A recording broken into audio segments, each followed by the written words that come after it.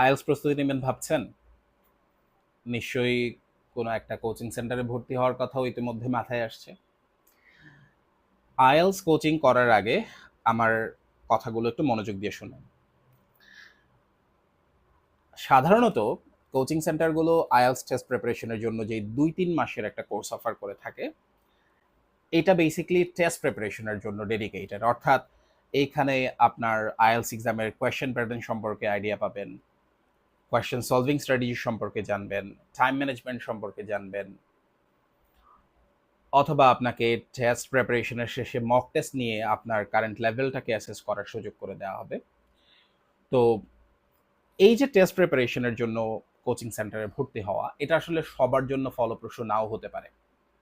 যদি আপনার ইংরেজির লেভেলটা ভালো হয়, আমি ভালো লেভেল বলতে বুঝাচ্ছি যে আপনি অন্তত ইংরেজির বেসিক লেখা পড়ে বুঝতে পারেন। ধরেন নিউজ পেপার কিংবা ইন্টারমিডিয়েট লেভেলের কোনো নোভেল অথবা কোনো স্টোরি বুক আপনি যদি পড়ে বুঝতে পারেন, অথবা আপনি যদি নিজ থেকে বাক্য তৈরি করতে পারেন, বাক্য তৈরি করতে পারে মাথায় যে সমস্ত বিষয়গুলো আসে সেগুলো লিখতে পারেন। ডে টু ডে লাইফের যে সমস্ত কথাবার্তা ইন্টারাকশন আছে সেগুলো আপনি নিজ থেকে লিখতে পারেন, অথবা আপনি ডেইলি কনভারসেশন করতে পারেন। এভরিডে কনভারসেশন যদি আপনি করতে পারেন ইংরেজিতে, নিজ থেকে বাক্য তৈরি করে আপনি যদি করতে পারেন, তাহলে আমি বলবো যে হ্যাঁ, আপনি আইএলটিএস কোচিং এ ভর্তি হন, ২-৩ মাসে টেস্ট প্রিপারেশন নেন।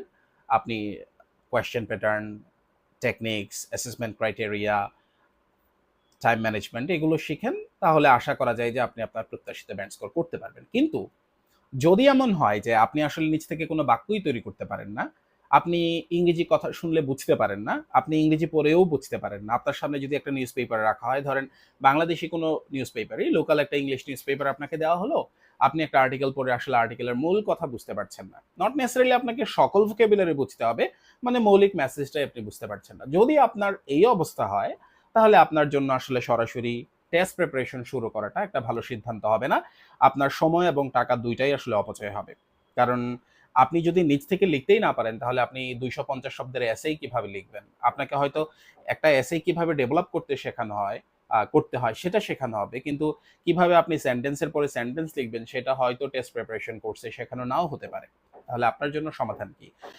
আমার পরামর্শ হলো যে আপনি ৬ থেকে ৭ মাস সময় নিয়ে ১ম এ ২-৩ মাসে আপনি আপনার বেসিক গ্রামার, সেন্টেন্স স্ট্রাকচার, আপনার daily conversation, free hand writing কিংবা আপনি বেসিক প্রনাউন্সিয়েশনের যে রুলগুলো আছে সেগুলো ডেভেলপ করেন। আপনি নিয়মিত নিউজ পেপার পড়ে রিডিং হ্যাবিটটাকে ডেভেলপ করেন। আপনি কিছু ভোকাবুলারি স্টকটাকে ইমপ্রুভ করেন আপনার। এইভাবে আপনি আসলে ইংলিশ ল্যাঙ্গুয়েজটাকে ১ম এ শেখার চেষ্টা করেন বা ল্যাঙ্গুয়েজের লেভেলটাকে ইমপ্রুভ করেন।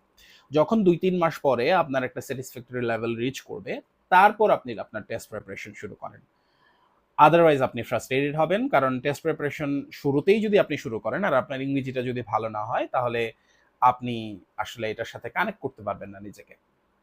তো আমার পরামর্শ হলো যেই সকল টেস্ট সেন্টার কেবল টেস্ট প্রিপারেশন না, টেস্ট প্রিপারেশনের বাইরেও আসলে বেসিক থেকে আপনার ইংরেজিটাকে ধরে ধরে শেখায়, তাদের সাথে আপনি আপনার যাত্রাটা শুরু করতে পারেন। সেটা হতে পারে কোনো কোচিং সেন্টার অথবা আপনার পরিচিত কোনো শিক্ষক, যে কোনো জায়গা থেকে আপনি শুরুতে ইংরেজিটাকে একটু ইমপ্রুভ করেন, তারপরে আপনার টেস্ট প্রিপারেশন শুরু করেন। এটাই হবে আপনার জন্য ওয়াইজ ডিসিশন। ভালো থাকেন। আল্লাহ হাফেজ।